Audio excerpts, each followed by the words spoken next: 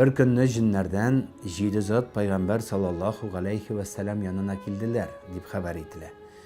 Peygamber sallallahu aleyhi ve sellem namazdaydı. Namaz okuganın koraptırdılar.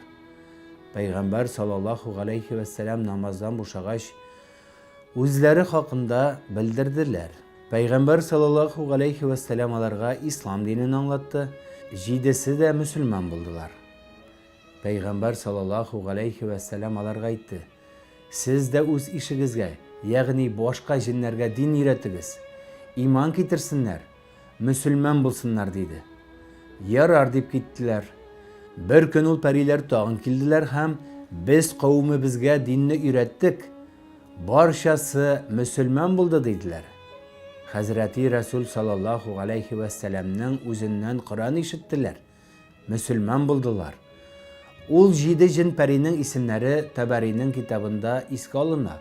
Hısar, Şadır, Basir, Yansım, Enes, Akşem. Bu 7 jin peri gelip özleri de Müslüman buldular.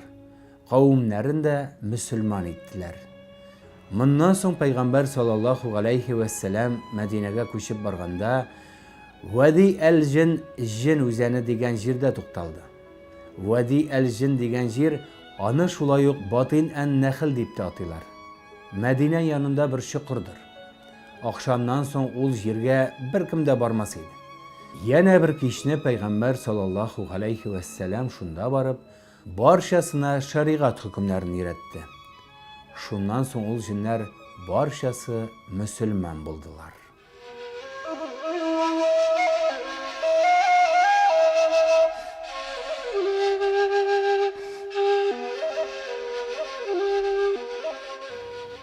Ebu Talib'nin ölüm saati yakınlaşkaç, Peygamber sallallahu aleyhi ve sellem onu imanga dedi.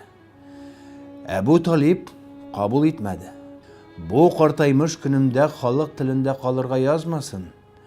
Kırayış kavmi meni gayip iterler, külerler dedi.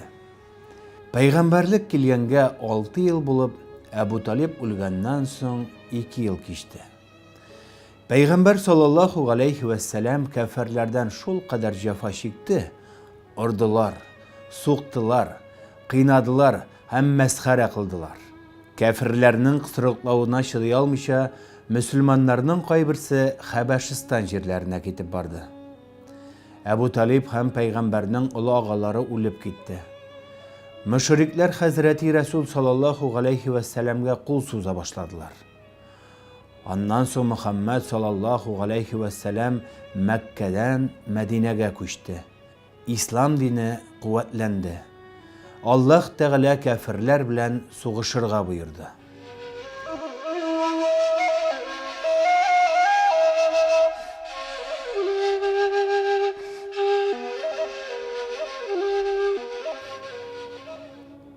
Peygamber sallallahu aleyhi ve sellem kaybir Müslümanlarını Habeşistan jirlerine jiberdi.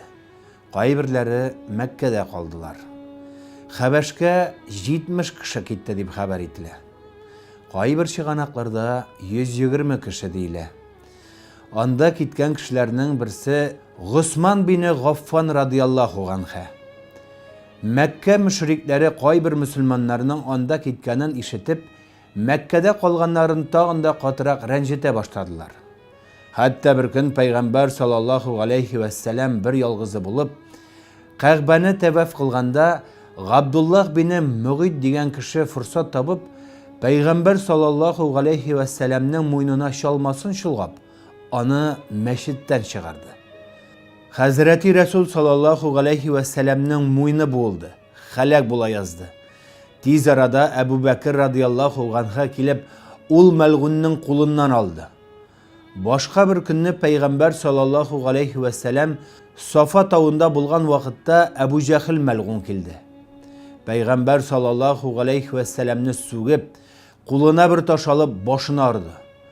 Resulullah sallallahu aleyhi ve sellem'nin başı yarıldı. Şuna da karamastan ol sabır etti. Ona bir sözle deşmedi. Tupturu üyüne kaytıp gitti. Yılında bir Müslüman hatunu uçurap, onun bu halin görüp yıladı. Feryat kıldı. Ol vakitte Хәмзә ауга киткән иде. Кайтып килгәндә үкереп елап утырган шул хатынны күрде. Хәмзә аннан: "Сиңа ни булды? Ник елыйсың?" дип сорады. Хатын: "Ник еламаска? Әбу Җәһл ләгин хәзрәти Мөхәммәднең башын ярды" дип җавап бирде. Хәмзәнең ачуы кайнады. Ул гаятә пәһлеван кеше иде. Мәккәдә аңа тиң беркем юк иде. Йөгереп мәчет эченә керде дә Әбу Җәһлнең иптәшләре белән гәпләшеп утырганын күрде. Хәмзә кулындагы җәясе белән Әбу Җәһлнең башына сукты. Ярасыннан кан акты. Әбу Җәһл ләм бер сүз әйтмәде. Әбу Җәһлнең иптәшләре торып Хәмзәгә каршылык күрсәтергә теләделәр.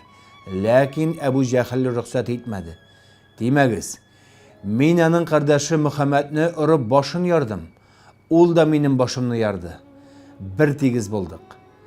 Хәмзәнең ачуын чыгармагыз. Көтмәгәндә Мөхәммәд диненә керердә, ул вакытта безнең эшебез читен булыр" диде. Шуннан соң Хәмзә радиллаһу анһу мөселман булды.